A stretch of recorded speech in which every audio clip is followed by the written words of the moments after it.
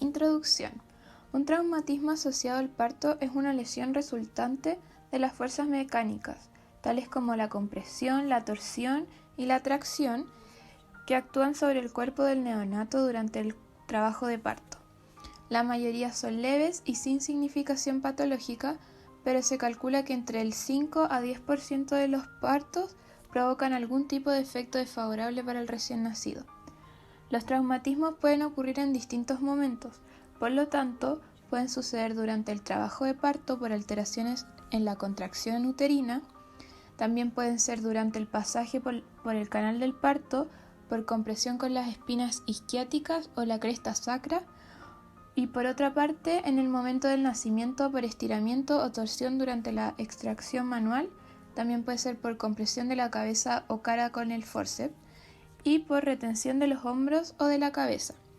En este caso hablaremos de los traumatismos de tejidos blandos, los cuales corresponden a traumatismos patológicos intraparto, dentro de los cuales tenemos petequias, equimosis, edema, eritema y abrasiones, caput succedaneum y hematoma del esternocleidomastoideo. Los factores de riesgo que predisponen a sufrir lesiones de las partes blandas en el parto se clasifican por causa materna del parto y causa fetal. En la primera encontramos primiparidad, talla baja y anomalías pélvicas. Los factores de riesgo del parto encontramos parto prolongado o extremadamente rápido, oligoamnios, presentación anormal, malposición fetal, distosia de hombros, parto instrumental, versión-extensión y empleo de sustancias que generan taquisistolía e hipertonía uterina. En las causas fetal encontramos gran prematuridad o bajo peso, macrosomía y principalmente fetos con peso superior a 4.500 gramos. Incidencia. La morbilidad total de los traumatismos de parto es de 2,8 cada 1000 nacidos vivos y es muy frecuente en casos de cefalohematoma o el caput succedaneum. La incidencia de otras entidades puede variar entre 2 y 7 por 1000 nacidos vivos. La mortalidad por trauma de parto ha disminuido debido a los avances tecnológicos y a la mejor práctica obstétrica, teniendo una incidencia de menos de 1 por cada 100.000 nacidos. Esto fue registrado en Estados Unidos en 2005. Por otra parte, la incidencia de equimosis es mayor en prematuros, especialmente en trabajos de parto rápidos y mal controlados. El caput succedaneum es una lesión muy común, ya que su incidencia se cifra entre un 2 y 7 de cada 1000 nacidos vivos, la cual ha disminuido durante el tiempo debido a la mejora de las técnicas obstétricas y al incremento de la tasa de cesáreas ante situaciones como la pérdida de bienestar fetal y las presentaciones anómalas. Y finalmente, la frecuencia de tortícolis congénita o hematoma del esternocleidomastoideo es de 0,4% de los nacimientos. Ahora les vamos a hablar del edema. En este caso, como pueden ver en la foto, el edema se refiere a este hinchazón que está en los ojos de este recién nacido. También se puede presentar en otras partes del cuerpo. Este normalmente es causado por una hipoxia intrauterina y un aumento de la osmolaridad plasmática. Puede producir un movimiento de agua desde la circulación materna hacia el feto y causar de esta manera este fenómeno. Se desarrolla dentro de las primeras 24 horas de vida. Normalmente no requiere tratamiento y persiste por una semana y luego desaparece en forma espontánea. Dentro de los diagnósticos diferenciales podemos encontrar el síndrome nefrótico congénito, TORCH, síndrome de Turner, trombosis de la vena renal, neoplasias o intoxicación por mercurio. Son manchas pequeñas, aproximadamente de 2 milímetros. Estas son planas, por lo que no sobresalen, y de color rojo oscuro o violeta en la piel. Estas son causadas por un brusco aumento de la presión intratorácica y venosa durante el paso del tórax a través del canal de parto.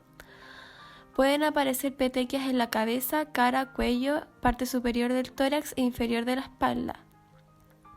En los casos de niños nacidos con circular de cordón, pueden aparecer sobre el cuello. El diagnóstico diferencial son coagulopatías o vasculitis, y el tratamiento no necesita, ya que desaparecen espontáneamente a los 2 a 3 días. Equimosis y hematoma. Estas lesiones son caracterizadas por la aparición de una mancha de color negro o azul debajo de la piel debido a una extravasación de los vasos sanguíneos. Normalmente ocurren producto de un nacimiento traumático y se encuentran en el sitio de presentación. Esto quiere decir que, por ejemplo, si el parto fue encefálica, estas lesiones tenderían a estar en la cabeza. Sobre el parto encefálica es importante mencionar que la aparición de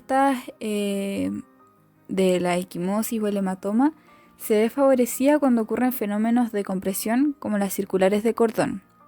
Y esto puede causar una equimosis facial. En este punto es importante realizar un diagnóstico diferencial con la cianosis. Para esto es útil buscar petequias, pero aquí hay que tener una consideración, que es que el exceso de petequias podría deberse a otra enfermedad como la trombocitopenia.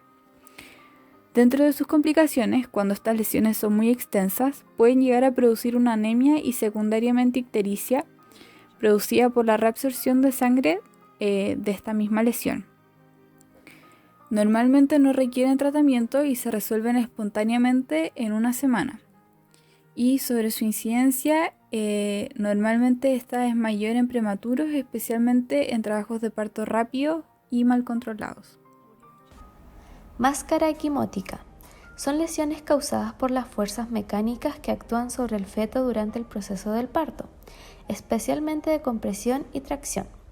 Es producto de estasis venosos por compresión de los vasos del cuello o habitualmente por circulares de cordón. Se manifiestan por la presencia de un color violáceo de la cara acompañado de petequias, es como tener la cara con aspecto amoratado, y mucosas rosadas. Esto se asocia a deformación plástica de cara. En sus factores de riesgo el principal es la circular al cuello, y entre sus diagnósticos diferenciales encontramos la cianosis, la metahemoglobinemia, policitemia e hipotermia. No requiere tratamiento ya que se resuelve con el transcurso de los días. En caso de que los niveles de bilirrubina aumentaran, se debe iniciar fototerapia. Además, se debe evaluar coloración de la piel con énfasis en la cara y control de signos vitales con énfasis en la frecuencia respiratoria y en la saturación de oxígeno. Eritemas y abrasiones. Eritema es un sarpullido de protuberancias pequeñas y de color amarillo a blanco, circundada por piel enrojecida. Puede haber pocas o varias pápulas, las cuales generalmente aparecen en la cara y en la parte media del cuerpo. También se pueden observar en las partes superior de los brazos y en los muslos. Por otra parte, una abrasión es un desgaste o roce superficial de la piel producido por un raspón o quemadura por fricción. Se producen frecuentemente en partos distóxicos secundarios a desproporción cefalopélvica o en partos por fórceps. Las injurias secundarias a distocias asientan en la zona de la presentación o en el sitio de aplicación del fórceps. Tienen en general un aspecto lineal a ambos lados de la cara siguiendo la dirección del fórceps. El diagnóstico diferencial incluye otros procesos benignos y autolimitados como son la melanosis pustulosa neonatal transitoria, la miliaria, la acropustulosis del lactante y la foliculitis pustulosa eosinofílica, lesiones infecciosas como la foliculitis bacteriana, impétigo bulloso, candidiasis, herpes y sarna. Hay lesiones de enfermedades más graves, la urticaria pigmentosa y la incontinencia pigmentaria, que pueden confundirse. Estas lesiones, en la gran mayoría de los casos, son de resolución espontánea, en pocos días y no requieren tratamiento. Se debe evitar el riesgo de infección secundaria. Otra lesión es la necrosis subcutánea. La necrosis subcutánea se caracteriza por una lesión indurada, bien circunscrita a la piel y tejido adyacente. Es irregular y puede o no tener cambios de coloración, variable en tamaño ya que va de 1 a 10 centímetros y no está adherida a planos profundos. El traumatismo obstétrico es la causa más frecuente de esta lesión. La mayor parte de los niños afectados han nacido por fórceps o después de un parto prolongado. La distribución de las lesiones está asociada al sitio del trauma y aparece con mayor frecuencia entre el 6º y 10º día de vida, pero puede ser tan precoz como el 2º día o tan tardía como a las 6 semanas. Su diagnóstico diferencial es escleroderma neonatal. Los tratamientos y cuidados de matronería para esta lesión, la verdad es que no requiere tratamiento, solo observación, ya que tiende a resolverse de manera espontánea entre los 6 y 10 días de vida y regresa después de varios meses. Ocasionalmente puede observarse una mínima atrofia residual con o sin áreas de calcificación. Se debe controlar la aparición de hipercalcemia durante las 6 primeras semanas de vida y si aparece debe realizarse tratamiento con furosemida e hidratación. Puede ser necesario también limitar la ingesta de calcio y vitamina D y administrar corticosteroides sistémicos. Como prevención y pronóstico de las lesiones que ya vimos, en general estos tipos de traumatismo se pueden prevenir al mantener un buen manejo del trabajo de parto y parto, evitar apurar el trabajo de parto y evitar el uso de instrumentos como el forceps, tener un buen control del embarazo y promover la pelvis en movimiento para así asegurar un buen encaje y descenso del feto. También tenemos buenos pronósticos para estas lesiones, ya que todas se resuelven de manera espontánea y a los pocos días de su aparición. En relación a los cuidados especiales de matronería, es importante realizar un examen físico en donde hay que evaluar la coloración de la piel con énfasis en la cara, cuando ésta tiene un aspecto morado. Hay que realizar control de signos vitales con énfasis en frecuencia respiratoria y saturación de oxígeno. En los casos más severos hay que evaluar la presencia de ictericia y o anemia mediante bilirrubinemia y hematocrito respectivamente. Hay que favorecer la termorregulación ya que la piel cumple un rol fundamental y mantener asepsia y antisepsia, debido a que la indemnidad de la piel puede ser una puerta de entrada de infecciones, sobre todo en abrasiones. Caput succedaneum o bolsa serosanguínea. Este consiste en un edema difuso de la zona de presentación del cuero cabelludo que sobrepasa las líneas de sutura, por lo que no presenta bordes definidos. Aparece debido a la presión realizada en la cabeza durante el parto. A nivel cutáneo puede presentar eritema o equimosis. Los factores de riesgo son parto difícil o prolongado, ruptura prematura de membranas, oligohidroamnios, parto instrumental y desproporción cefalopélvica. La prevención, en general, la formación del caput succedaneum es inevitable e impredecible, pero un buen control y manejo del trabajo de parto podría ayudar a prevenir este problema. Por tanto, se podría manejar evitando partos instrumentalizados y solo realizarlos si se justifica, además de la inducción en trabajo de partos prolongados. El pronóstico de esta bolsa serosanguínea es la recuperación completa del contorno normal del cuero cabelludo. En relación al diagnóstico diferencial, hay que hacer una diferencia entre el caput succedaneum y el cefalomatoma, y esto se puede hacer a través de su forma de presentación. Por un lado, el caput succedaneum es un edema difuso de la zona de presentación del cuero cabelludo, que sobrepasa las líneas de sutura. Este puede presentar eritema o equimosis y se presenta durante el parto. En cambio, el cefalomatoma se caracteriza por una acumulación de sangre en el espacio subperióstico, se presenta de manera unilateral, no presenta ni eritema ni equimosis y se presenta horas a días después del parto. Tratamiento y cuidados de matronería. En relación al tratamiento, este no lo requiere, ya que suele resolverse de manera espontánea dentro de los primeros 2 días de vida, y además este no tiene complicaciones. En relación a los cuidados, es importante mencionar que durante el examen físico debemos evaluar el cráneo mediante la palpación y presionando firmemente con el dedo la zona inflamada. Y al soltar se observa claramente el hundimiento, ya que de esta forma se confirma el diagnóstico de esta afección. Además, la observación es un pilar fundamental, debido a que cuando el neonato recupera el contorno normal del cuero cabelludo, tiene una recuperación completa. Otro traumatismo de los tejidos blandos es el hematoma del esternocleidomastoideo, que también se conoce como tortícoli.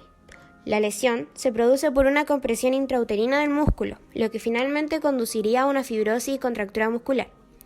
Dentro de sus causas tenemos lesiones durante el trabajo de parto, fibrosis, malposición uterina, malformaciones de la columna cervical, lesiones del sistema nervioso central y una disminución en la irrigación prenatal.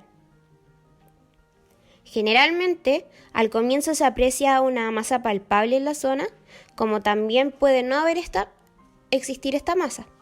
Luego, se manifiesta por la posición de la cabeza inclinada sobre el músculo contracturado, lo cual aparece en las primeras semanas de vida aproximadamente, a los 24 días de edad.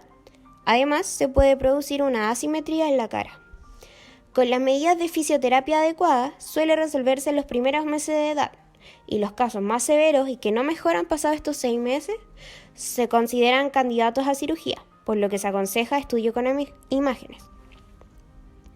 Dentro de los factores de riesgo tenemos mal posicionamiento intrauterino, parto traumático, lo que produce estiramiento y hematoma del músculo esternocleidomastoideo, además de fibrosis con acortamiento de este tejido.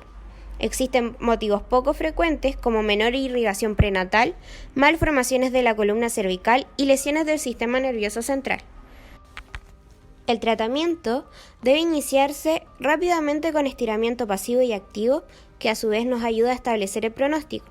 Por lo tanto, los pacientes con una limitación de rango de movimiento menor a 108 grados tienen excelente evolución, y entre los que tienen un rango mayor, un 5% requiere cirugía después de los 6 meses. El pronóstico es bueno, ya que tiene un diagnóstico y tratamiento precoz y efectivo, por lo que pocos llegan a requerir una cirugía. Mejor pronóstico cuanta menor rotación tenga la cabeza, por lo tanto, es importante brindar diagnóstico y tratamiento oportuno, ya que de lo contrario podría provocar una escoliosis u otras complicaciones. Es necesario distinguir entre una actitud postural o una verdadera limitación de la movilidad del cuello, ya que la primera se trata de forma pasiva, mientras que la segunda se podría tratar de una lesión estructural cervical. Además, se debe realizar una exploración de la cadera del recién nacido, ya que en ocasiones puede asociarse a una luxación congénita de la cadera. Los cuidados de matronería son ejercicios y masajes kinésicos de elongación, ya que con esta medida aproximadamente el 95% logran resolverse, evitar que el recién nacido duerma de lado, coordinar una toma de exámenes complementarios como radiografía de cuello y ultrasonido según sea la indicación médica para descartar anomalías de la espina cervical. Un examen físico minucioso. Al examen físico se encuentra un aumento de volumen en relación al tercio inferior del esternocleidomastoideo, que es indoloro, fácilmente visible desde alrededor del 7º día de vida, de 1 a 2 centímetros de diámetro, duro, que provoca rotación de la cabeza hacia el lado afectado con dificultad para girarla hacia el lado opuesto. Educar a los padres sobre la importancia de la adhesión al tratamiento y asistencia a los masajes kinésicos para evitar la cirugía. En caso de que no se resuelva con estas medidas mencionadas anteriormente, se puede tratar de forma quirúrgica. Por eso es importante la educación hacia los padres.